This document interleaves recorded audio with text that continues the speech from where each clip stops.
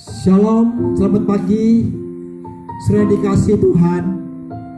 Mari pagi ini kita menikmati kasih anugerah yang diberikan kepada kita.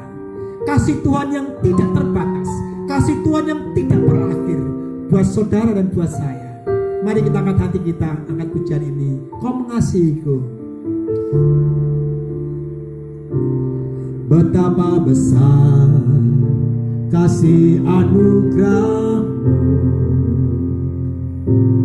telah kulihat semua karya-Mu di hidupku. Kau memilih diriku menjadi milik-Mu. Amin.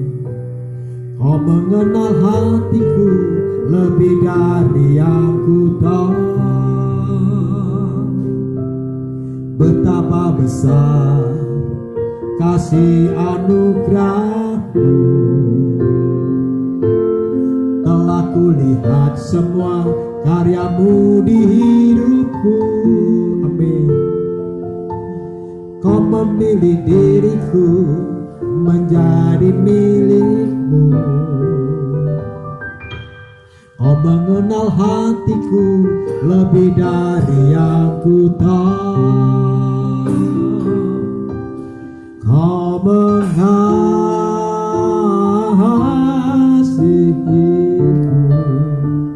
tanpa berbatas, tiada berakhir. Ku mengasihimu,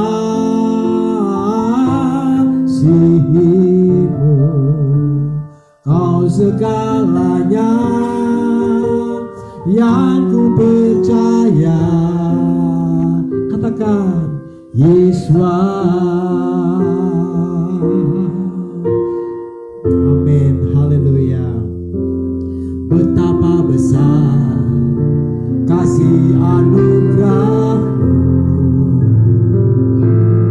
telah kulihat semua karya-Mu di hidupku.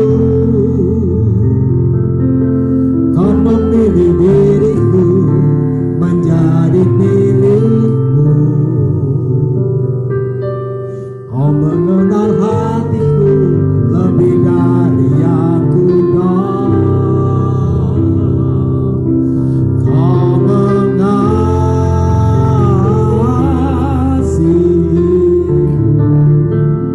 tanpa berbatas,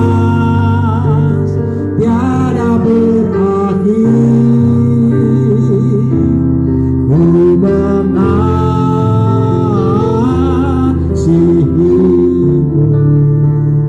Kau segalanya yang ku percaya. Yesus. Saudara yang dikasihi Tuhan, hari ini saya merasakan benar-benar kasih Tuhan buat hidup saya. Kasih yang tidak terbatas. Saya yakin pagi ini pun, hari ini pun saudara pun merasakan. Amin. Saudara merasa kasih Tuhan? Saudara dikasih Tuhan, kalau hari ini kita masih bisa bernapas, kalau hari ini kita masih bisa hidup, karena Tuhan masih mengasihi kita. Tuhan percayakan kepada kita segala kelebihan, segala talenta untuk melengkapi kita tetap hidup. Jadi hari ini kita mari nikmati anugerah Tuhan yang luar biasa ini. Nah, saudara yang dikasihi Tuhan, pagi ini saya menyampaikan sebuah renungan firman Tuhan tentang alarm kehidupan. Saya tahu ya alarm ya. Alarm adalah sebuah alat yang dipakai untuk berjaga-jaga jika ada musibah, jika ada bencana terjadi. Nah, hari-hari ini di kota Solo ada gerakan, saudara. Setiap rumah tangga, setiap keluarga harus punya kentongan, saudara ya. Nah, untuk apa kentongan ini? Untuk berjaga-jaga. Karena hari-hari ini dalam masa susah ini banyak pencurian, ya. Belum lama tetangga kami kemasukan pencuri, saudara, ya. Nah, alarm ini bisa alarm mobil, alarm alarm bencana alam, alarm apa lagi. Ya intinya adalah untuk berjaga-jaga supaya kita tahu kalau akan ada terjadi musibah buat hidup kita. Ya. Nah, saudara yang dikasihi Tuhan, pagi hari ini saya bicara tentang alarm kehidupan. Bahwa setiap kita itu diberikan Tuhan sebuah alarm dalam tubuh kita. Contohnya apa? Seandainya Anda mengalami sebuah penyakit, umpamanya penyakit MAH, saudara. Saudara tahu sakit MAH dari mana? Dari gejala, rasa mual, ingin muntah, nafsu makan gak ada. Nah, berarti alarmnya berjalan. Tuhan memberikan alarm buat kita supaya kita tahu, oh aku sakit nih. Langsung saudara ke dokter. Nah, hari-hari ini pemerintah mulai melakukan tes orang-orang yang punya gejala COVID-19. Nah, yang paling bagus adalah tes suhu tubuh. Ya, masuk di kota mana atau di mall atau di manalah saudara. Kadang-kadang ada tes di jejak kita pakai tes itu. Oh, ini suhunya 40. Wah, ini kena nih. Positif nih corona. Nah, gitu saudara ya. Nah, artinya apa? Dengan tes suhu ini kita tahu. Alarm tes ini memberitahu kepada kita, oh ini orang ini nggak sehat, mulai dimasukkan dalam karantina atau kita disuruh karantina sendiri di rumah masing-masing sampai kita sehat. Nah, saudara yang dikasihi Tuhan, pagi hari ini itu bukan bidang saya bicara alarm kesehatan, itu para dokter, para ahlinya. Saya sebagai hamba Tuhan, saya mau mengajak saudara bersama-sama bahwa di dalam hidup kita ada alarm yang lebih daripada sakit penyakit, yaitu roh kita, nurani kita, saudara. Ya, nah saya yakin setiap kita, ketika kita berbuat salah, ketika kita melakukan perbuatan dosa, maka alarm dalam nurani kita ini berbunyi. Karena apa? Karena hati dan pikiran kita percaya pasti tahu. Nah, kamu sedang berbuat salah. Kamu sedang berbuat dosa. Nah, alarm suara hati ini mulai berbunyi. Tweet, tweet, tweet, tweet. Ayo, kamu ngapain itu? Nah, saudara. Nah, bersyukurlah kalau kita ini peka, saudara. Nah, ternyata banyak orang-orang tidak peka dengan nuraninya, saudara. Bisa nggak? Bisa. Saya berikan contoh, saudara. Saya punya teman sekolah. Teman saya ini punya anjing. Wah, anjing ini kalau ada tamu yang datang yang tidak dia kenal, pasti dia menggonggong. Supaya apa? Supaya tuan rumah tahu ada orang nggak kenal masuk ke wilayahnya. Nah, suatu hari, saudara, saya bermain ke rumah teman saya bersama teman-teman saya naik sepeda. Itu zaman masih muda, saudara. Nah, tiba-tiba anjingnya menggonggong. Gitu, saudara. Nah, teman saya ini marah. Anjingnya dipukul, plek. Plek gitu, diam anjingnya. Masuk rumah, saudara. Kemudian hari yang lain saya datang lagi, saudara, dengan teman yang lain lagi. Anjingnya menggonggong lagi, saudara. Dipukul teman saya lagi, saudara. Nah, saudara, lalu anjingnya duduk di situ diam aja.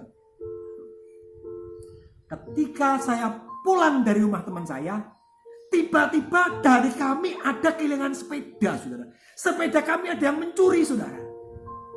Nah, teman saya bilang, loh, kok anjingnya nggak menggonggong ya? Ternyata ketika dia menggonggong sering dipukul.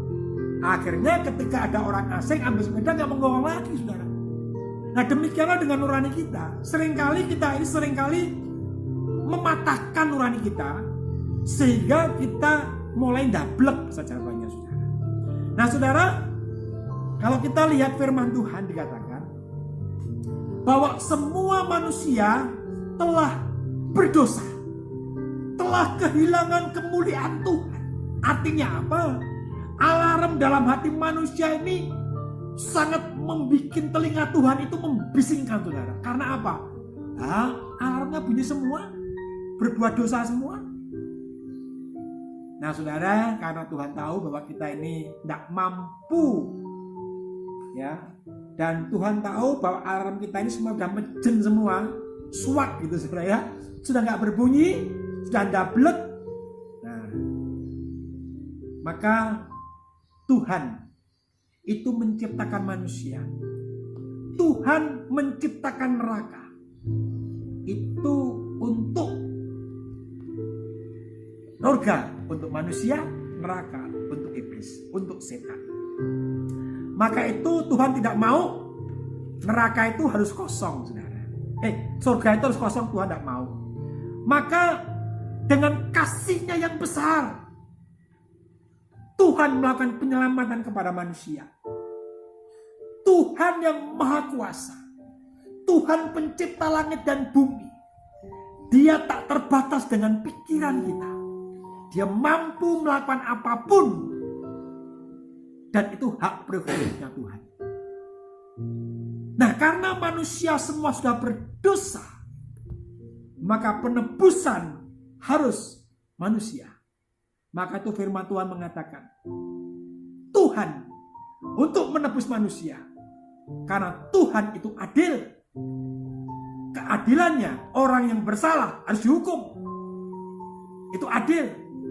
Tapi Tuhan juga kasih. Karena Dia kasih, Dia bisa mengasihi setiap orang. Kalau kasih saja diterapkan, asal semua orang masuk surga semua, itu gak ada adil dong. Tuhan gak adil. Tapi kalau Tuhan adil toh gak ada kasih, yang salah dihukum semua, surga kosong, saudara. Nah, oleh karena itu, Dia Tuhan yang adalah roh. Roh itu masuk ke dalam rahim manusia namanya Maria, yang masih perawan ting-ting, saudara. Maria itu hamil dari roh Tuhan.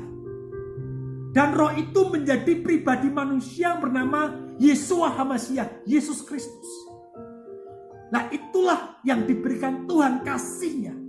Maka ada lagu mengatakan, karena begitu Tuhan cinta dunia, hingga diberikannya anaknya yang tunggal, supaya yang percaya jangan binasa, melainkan dapat hidup kekal.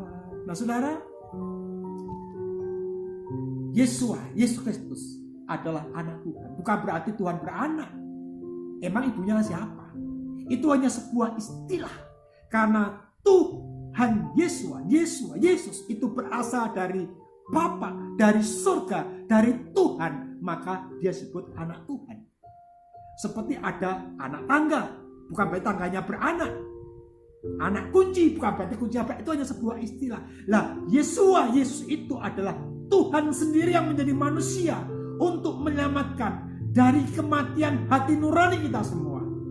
Coba kita baca firman Tuhan di dalam kitab Yeremia 31 ayat yang ketiga. Kami minta istri saya membaca Yeremia 31 ayat 3. Yeremia 31 ayat 3. Dan jauh Yahweh telah menampakkan diri kepadaku. Ya, aku telah mengasihimu. Aku telah mengasihimu dengan kasih yang kekal. Kasih yang kekal. Oleh karena itu, aku telah menarik engkau dengan kasih setia. Dengan kasih setia. Yeremia 31 ayat 3. Ya, nah sudah dikatakan di situ. Karena kasih Tuhan kepada manusia, Dia nyatakan kasih-Nya kepada kita. Nah, sudah dikasih Tuhan. Kalau hari ini alarm kehidupan kita sudah mejen dan mati karena dosa manusia, Tuhan memberikan alarm yang kedua, yaitu roh Tuhan masuk dalam kehidupan manusia.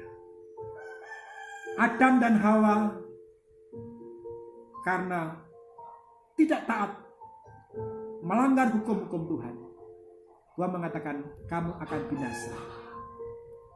Adam Hawa mati, bukan mati tubuh, tapi nurani yang mati. Dan anugerah Tuhan, manusia dihidupkan oleh roh.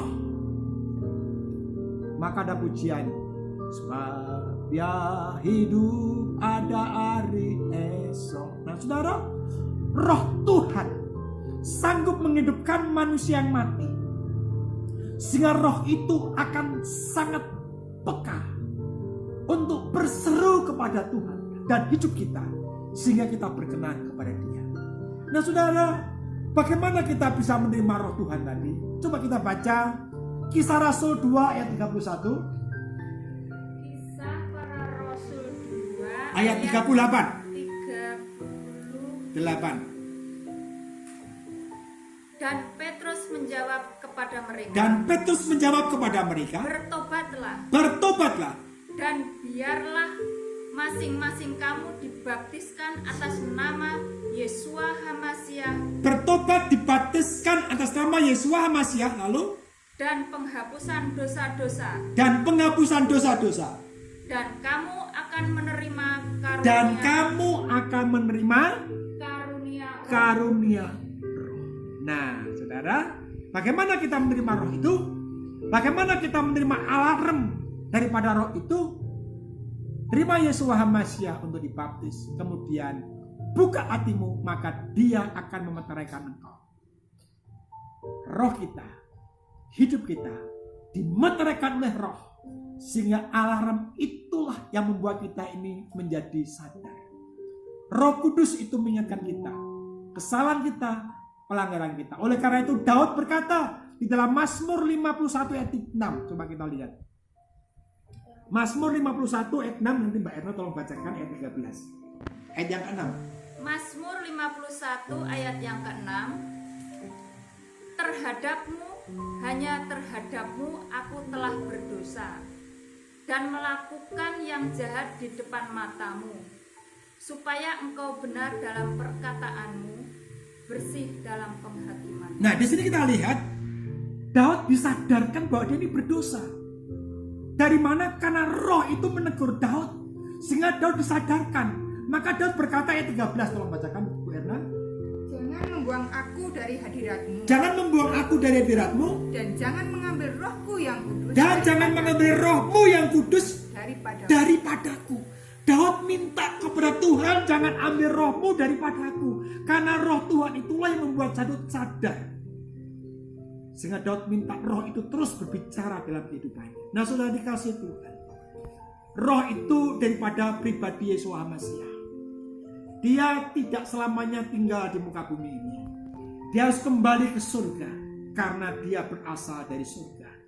Tetapi dia berkata, aku akan memberikan kepadamu penolong, yaitu Roh Kudus. Roh itu akan membimbing kamu, menuntun kamu, menolong kamu.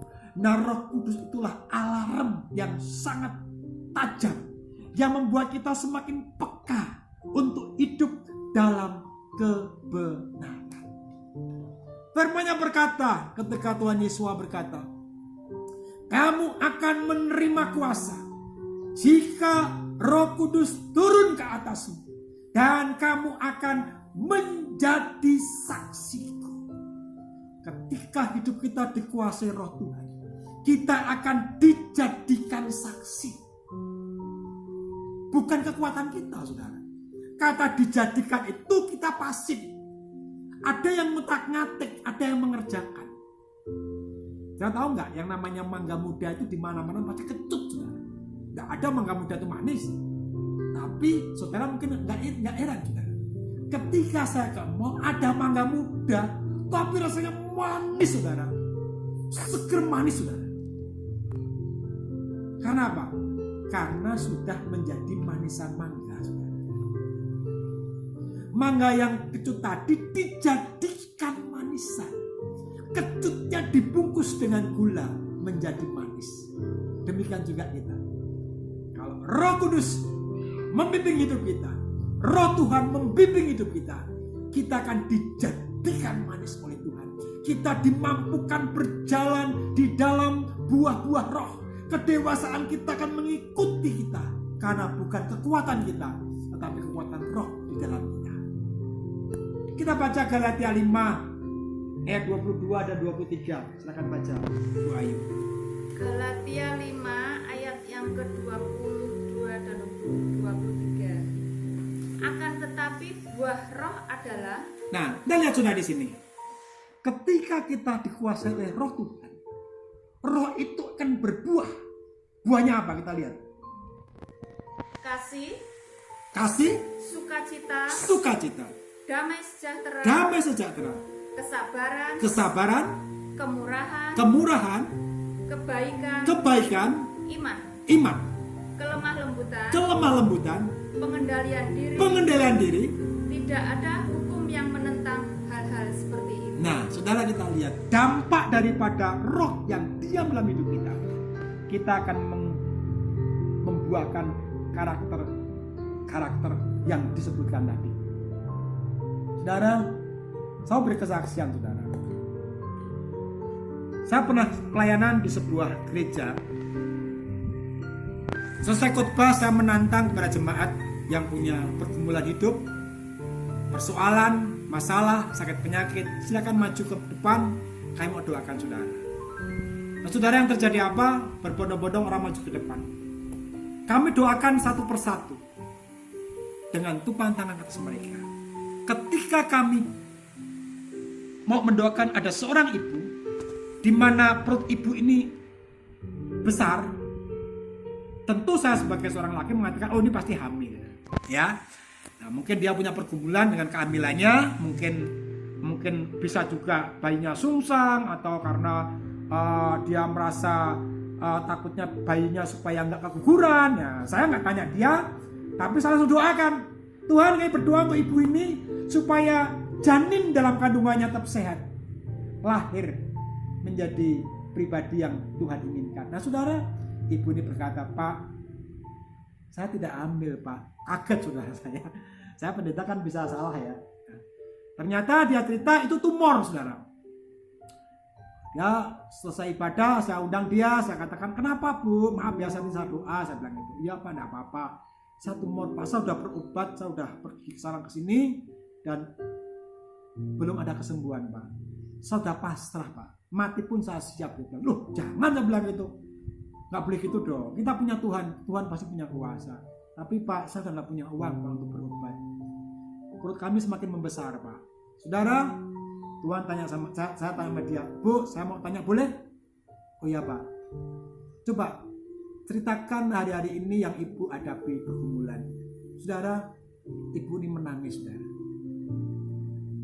Dia meneteskan air mata. Sahabat Bu, suami ibu mana? Dia tambah nangis, saudara. Dia semakin nangis sedih. Bu, ada apa? Dia bilang. Coba ibu kuasai hatinya, ceritakan ada apa. Dia mulai cerita, saudara.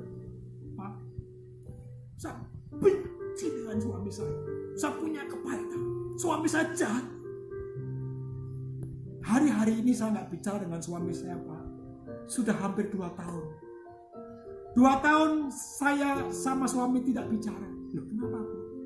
Karena suami saya melakukan dosa yang membuat saya nggak bisa kami lupakan. Yaitu dia menjelingkuhi pembantu saya, Pak. Kalau sekali, oke, saya ampuni. Tapi saya lihat dengan mata kepala 3 kali, Pak.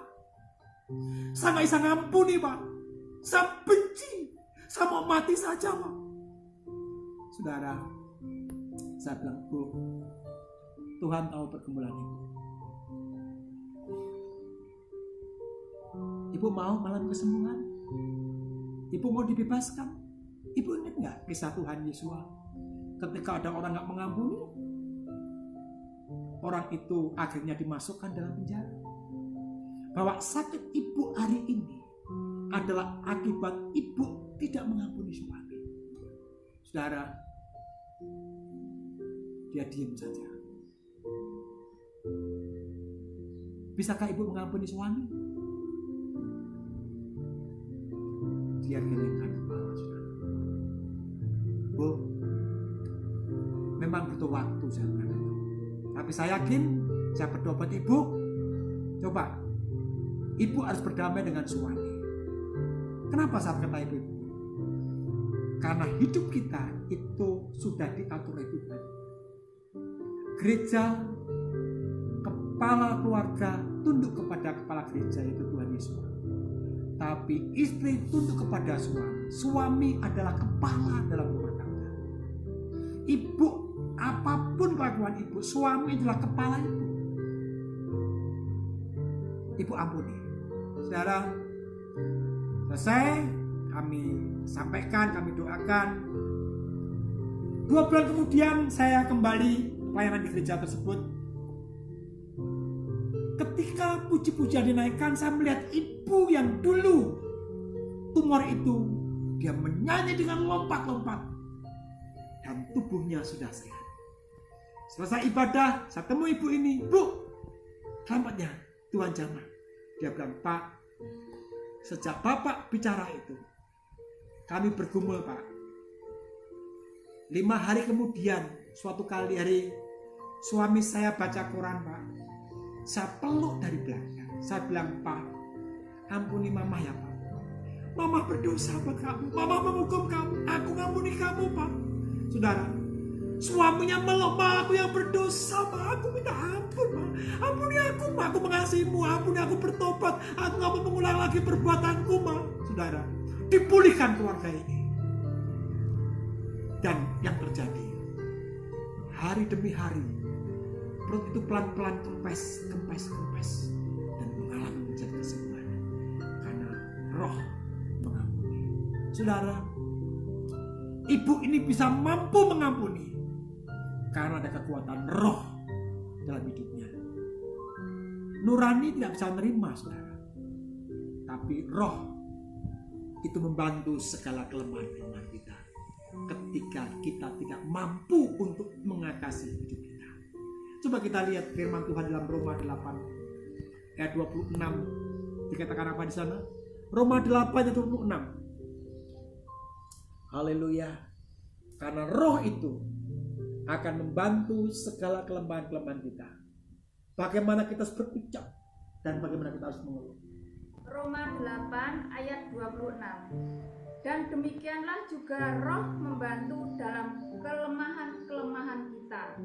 Karena kita tidak tahu apa yang dapat kita doakan sebagaimana seharusnya. Tetapi roh sendiri bersyafaat demi kita dengan keluhan-keluhan yang tak terungkapkan. Nah, saudara dikasih Tuhan, roh hari demi hari membantu saudara dan saya. Kelemahan-kelemahan yang kita gak mampu atasi dan kita pikirkan, baik dalam doa, baik dalam kehidupan sehari-hari. Saudara dikasih Tuhan, ketika ada kekuatan roh dalam hidup, engkau dimampukan untuk menjadi lebih baik dan lebih baik. Mari serahkan hidup kita kepada saudara. Saya dulu seorang perokok berat, saudara. Sehari saya bisa 2 pak, 3 pak rokok saya. Masa SMP, bayangkan SMP rokok saya berat. Kenapa? Karena rokok saya tinggal ngambil, ya. Karena ibu orang tua angkat saya itu punya warung, punya toko, punya rokok bermacam-macam merek. Kami tinggal ambil, kami curi, saya rokok dengan nikmatnya.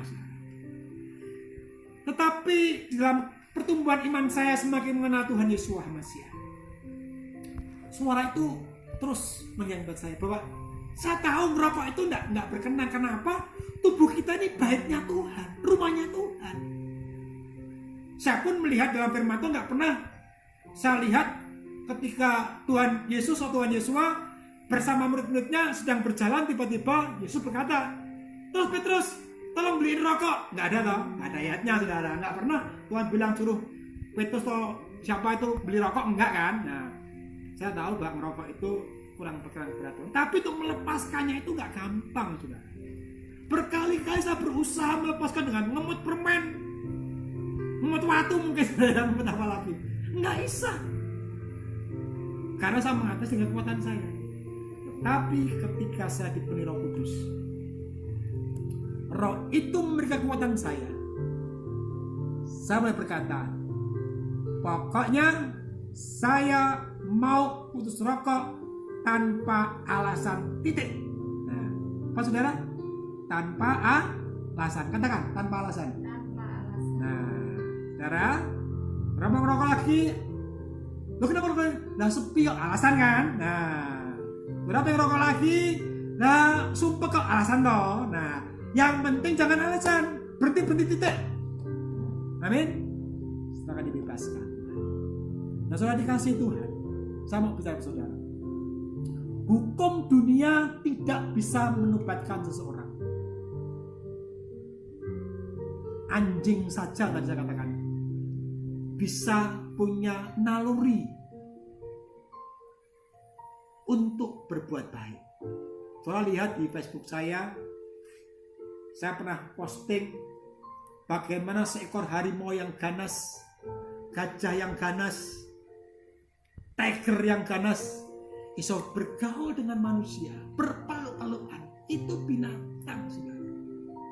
Tapi manusia yang nuraninya mati sudah lebih dari binatang. Kalau binatang hanya menjaga diri, apa namanya? Menjaga diri apa, Pak? Protektif.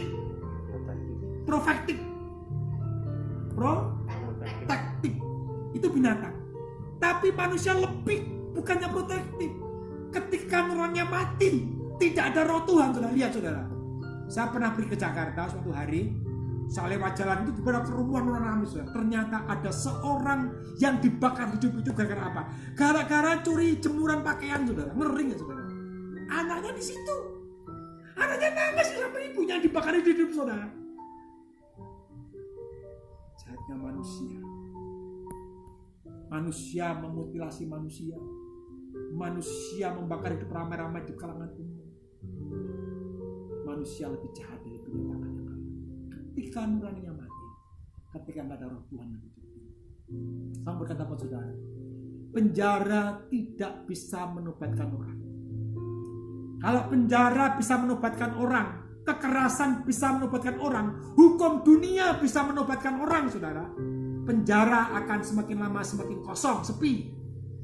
Tapi Menkumham Pak Yusuf bilang, penjara tambah tahun tambah padat, saudara. Maka nggak heran kemarin untuk mengatasi COVID-19 ini, Pak Yasona Lawli membuat relaksasi kebijakan, ya, mengeluarkan karena penjara nggak bisa nobatkan orang, ketika dikeluarkan pun ada beberapa, nggak semua saudara, ada beberapa yang belum bertobat, melakukan pembegalan, perampokan, pencurian. Oh saudara, ini sangat memalukan. Sudah terima anugerah, terima kebaikan, sementara kita yang nggak di penjara aja suruh di penjara di rumah, nggak pergi kemana-mana. Yang di penjara dikeluarkan enak-enak, malah keluyuran, saudara. Nah saudara, maka tidak heran polisi berkata, kalau mereka sudah mendapat asimilasi, mereka masih berbuat kejahatan, tembak mati, saudara. Puas, saudara. Ya, nah sudah dikasih Tuhan pagi hari ini, saya mengajak saudara bersama-sama yang bisa mempertobatkan manusia itu hanya kasih. Oleh karena itu firman Tuhan mengajarkan kita yaitu tentang kasih. Hukum Tuhan beda hukum dunia. Kerajaan Tuhan bicara tentang kasih. Hukum-hukumnya kasih. Berbahagialah engkau yang dibenci karena namaku. Berbahagialah engkau yang menderita karena namaku. Berbahagialah engkau yang miskin karena namaku. Mana ada orang miskin berbahagia? Mana ada orang miskin yang berbahagia, kan? Enggak. Itu hukum Tuhan. Apabila tampar kanan, berikan lebih kiri. Itu hukum Tuhan. Dan ternyata saudara, banyak para penjahat yang diubahkan karena oleh kasih. Saya ingat kesaksian Bapak Adi Manutu, seorang pendeta dan dulu seorang penyanyi yang luar biasa pada tahun-tahun saya masih remaja. Dia sangat terkenal. Sudah tahu enggak? Dia bersaksi, dan saya mendengarkan sendiri.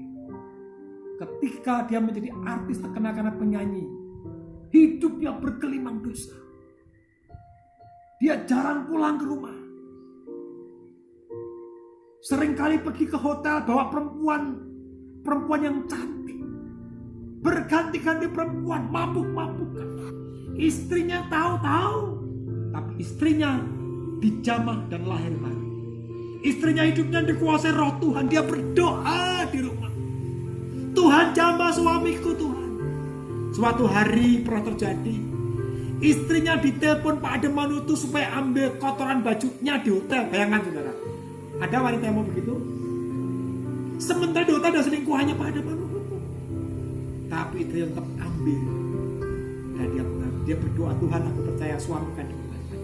Suatu hari yang terjadi saudara, ketika musim mabuk, berketayangan Pak Ademanutu pulang ke rumah. Dan waktu di rumah ada persetujuan rumah tangga. Persetujuan dengan beberapa orang Kristen di rumahnya Pak Ademanutu. Waktu itu firman disampaikan. Pak Ademanutu di pojok sembunyi, dia dengar firman Tuhan. Ketika dia dengar firman Tuhan, roh Tuhan menjamah dia dan dia bertobat. Dia bertobat dan akhirnya menyatakan diri menjadi hamba Tuhan. Dan hari ini keluarga itu dipulihkan kembali. Yang bisa menobatkan hanyalah kasih.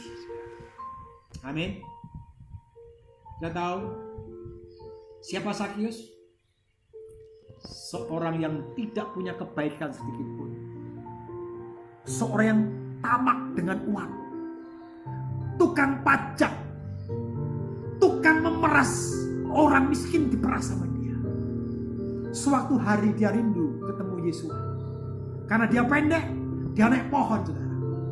Ketika itu Yesus melihat, Sakius, aku mau mampir ke rumahmu. Wah, Sakius dengan senang hati dia turun dari pohon. Dia dengan senang hati karena Yesus mau ke rumahnya. Sudah tahu yang terjadi? Firman Tuhan mengatakan, Tuhan tidak bicara tentang hukum-hukum kepada Sakius. Tuhan hanya mampir karena Tuhan mengasihi Sakius. Tiba-tiba Sakius bertobat sendiri.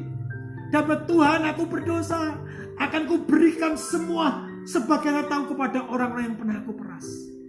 Sakius bertobat karena kunjungan kasih Tuhan. Kasih Tuhan menjamah Sakius dan keluarganya. Sudah tahu perempuan yang bersinah, semua orang yang merajam dia dengan batu. Tetapi Yesus datang. Dia membawa kasih kepada wanita bersinah ini. Dia tidak membawa batu ikut menghukum, tidak. Tapi dia berkata, engkau sudah diampuni dan jangan berbuat lagi. Perempuan ini diubahkan oleh kasih Tuhan. Dan dia berani memberikan harta termahal minyaknya untuk mengurapi Tuhan Yesus Al-Masih. Sampai hari ini menjadi peringatan buat kita semua. Saudara, mari sadar saudara bahwa hidup kita ini milik Tuhan. Ketika roh Tuhan ada kepada kita, kita milik Tuhan. Saudara, saya pernah di tahun 90-an, saudara. Saya pergi ke Palu. Kami naik kapal dari Makassar ke Pelabuhan Pantoloan di Palu. Nah saudara, 3 hari perjalanan naik kapal itu sangat-sangat menjenuhkan.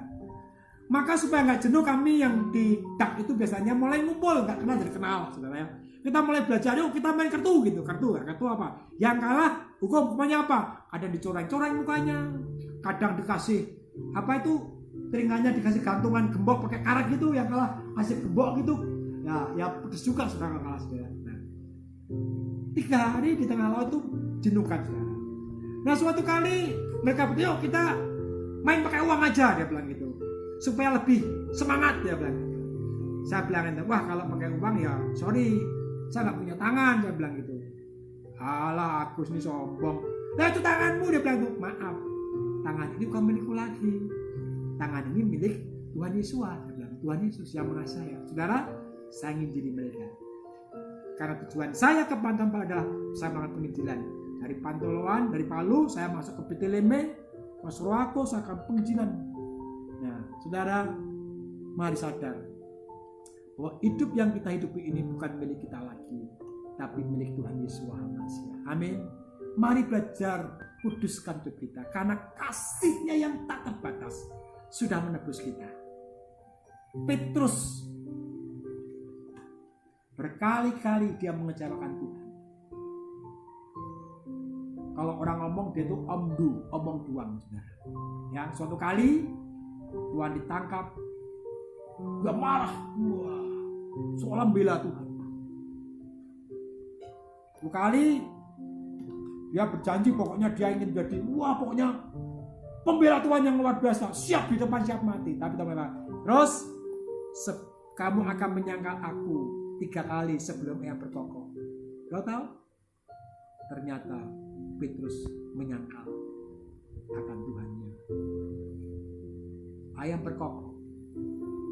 Kemudian ketika Tuhan bangkit dari kematian, dia menemui Petrus.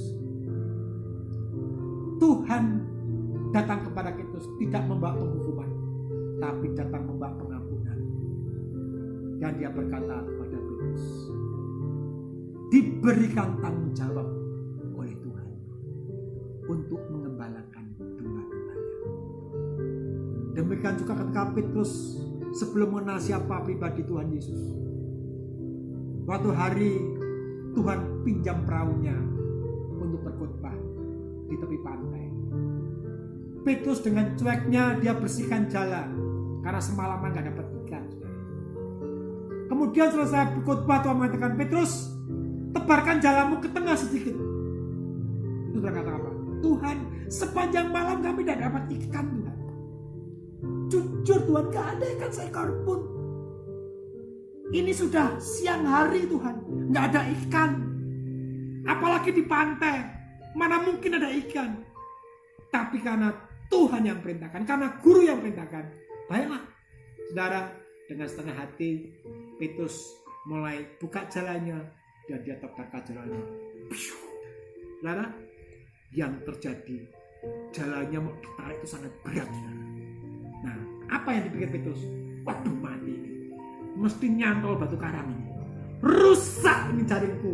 Hancur jaringku. Nggak bisa makan nih cari ikan. Saudara, Petrus mulai tarik jalannya.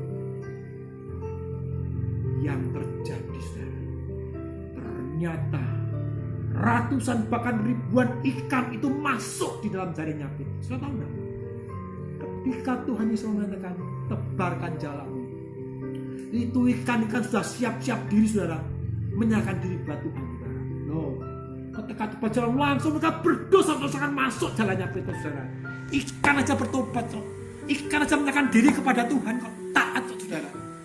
Petrus menangis di kaki Tuhan. Tuhan, ampuni aku yang berdosa, Tuhan. Tuhan bilang apa? Mulai hari ini kamu akan menjadi penjala manusia. Amin, saudara. Kasih yang bisa mengubah Petrus. Kita kenal siapa Saulus, yang namanya Paulus. Dia orang yang menganiaya bahkan membunuh orang-orang Kristen pada zamannya itu. Siapa mengikuti Yesus, dia bunuh, dia bantai, dirajam batu di depan mata dia. Dia mengizinkan terjadi. Itu jahatnya Saulus, saudara. Tetapi Tuhan Yesus menemui dia. Apakah Tuhan menghukum dia? Tidak. Dia bertanya, Saulus, Saulus, mengapa engkau menganiaya aku? Kehadiran kasih Tuhan mengubah Saulus menjadi Paulus dan menjadi rasul terbesar sepanjang sejarah. Banyak dunia ini dimenangkan oleh penjelasan dia. Sudah dikasih Tuhan. Hari ini hanya kasih Tuhan, hanya roh Tuhan yang sanggup menghidupkan nurani kita. Hidup manusia tanpa ada roh Tuhan. Maka Tuhan Yesus mengatakan, roh Tuhan ada padaku, mengurapi aku untuk melepaskan mereka yang terbelenggu, mereka yang bersusah hati. Coba bacakan Yesaya 61 ayat 1. Yesaya 61 ayat 1. Yesaya 61 ayat yang ke-1. Roh Tuhan Yahweh ada padaku, karena Yahweh telah mengurapi aku untuk memberitakan kabar baik kepada yang lemah. Memberitakan kabar baik kepada yang lemah. Dia mengutus aku untuk membalut hati yang luka. Mengutus aku membalut hati yang luka. Untuk memberitakan tahun kebebasan. Untuk memberitakan tahun kebebasan. Saudara, hari-hari ini banyak orang terbelenggu. Banyak hari-hari ini orang yang rohnya menderita. Roh Tuhan ada pada kita. Enggak tahan melihat tidak kebenaran saudara. Kalau saudara punya roh Tuhan, saudara akan peduli dengan kondisi saat ini. Amin. Daud itu artinya orang yang dikasihi. Daud artinya orang yang dikasihi. Apa saudara? Orang yang dikasihi. Arti nama ini membawa dampak kehidupan Daud. Karena dia orang yang dikasihi secara sempurna oleh Tuhan. Oleh Bapa, oleh Roh Kudus. Saudara dan saya orang yang dikasihi oleh Tuhan. Tuhan berkata sekali-kali, aku tidak akan meninggalkan kamu. Engkau jatuh tidak sampai tergeletak. Tuhan akan menopang engkau dengan tangannya. Engkau akan dijaga Tuhan seperti biji matanya. Karena Daud orang yang dikasihi Tuhan, maka nama itu mengubah hidupnya. Seorang pemuda yang berani melawan Goliat. Nah, sudah dikasih Tuhan, Daud mengalahkan Goliat. Hari-hari ini Tuhan mencari orang-orang seperti Daud untuk berani mengalahkan Goliat. Amin saudara. Mari kita bersama-sama. Kita punya roh Tuhan. Goliat apa yang kau hadapi hari ini? Persoalan, masalah, Tuhan akan menjamah engkau. Amin. Haleluya. Mari kita siapkan hati kita berdoa. Amin.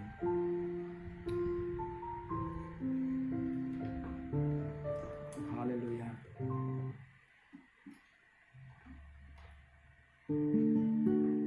Roh Kudus, kau hadir di sini.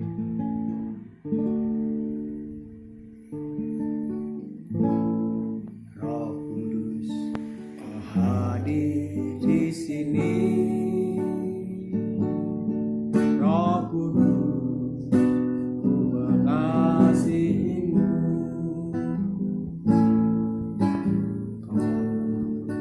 Kau manis, kaulah penghiburku. Penolongku diutus Bapakku. Ku buka hati, ku buka hati untuk Roh Tuhan. Ku buka hati menyembahmu Yesus. Jamah kami, penuhi kami dengan kuasa Yahweh Maha Tinggi. Sudah dikasih Tuhan, mari hari ini biarlah Roh Kudus menguasai hidup kita, supaya alarm kehidupan kita semakin tajam dan peka. Nuranimu dipertajamkan karena ada kekuatan Roh Kudus dalam kehidupanmu. Kalau hari-hari ini kau sedang mengalami beban yang sangat, pergumulan susah mengampuni orang yang menyalahi engkau, masalah-masalah membuat engkau sedih, ingat saudara, Tuhan datang tidak membawa penghukuman. Tuhan datang tidak membawa penghakiman. Tuhan datang tidak membawa intimidasi, tapi Tuhan datang membawa kasih. Tapi setan datang untuk mencuri, membunuh, dan membinasakan. Biarlah Roh Tuhan menguasai hidupmu, dan Roh itu akan memiliki hidupmu hari ke hari, sehingga engkau akan menjadi orang-orang yang menang di masa-masa yang sulit hari-hari ini. Haleluya. Roh Kudus, kau hadir di sini. Katakan bersama-sama. Roh Kudus, ku mengasihimu. Kau lembut, kau manis, kaulah penghiburku. Penolongku diutus Bapakku. Ku buka hati untuk Roh Tuhan.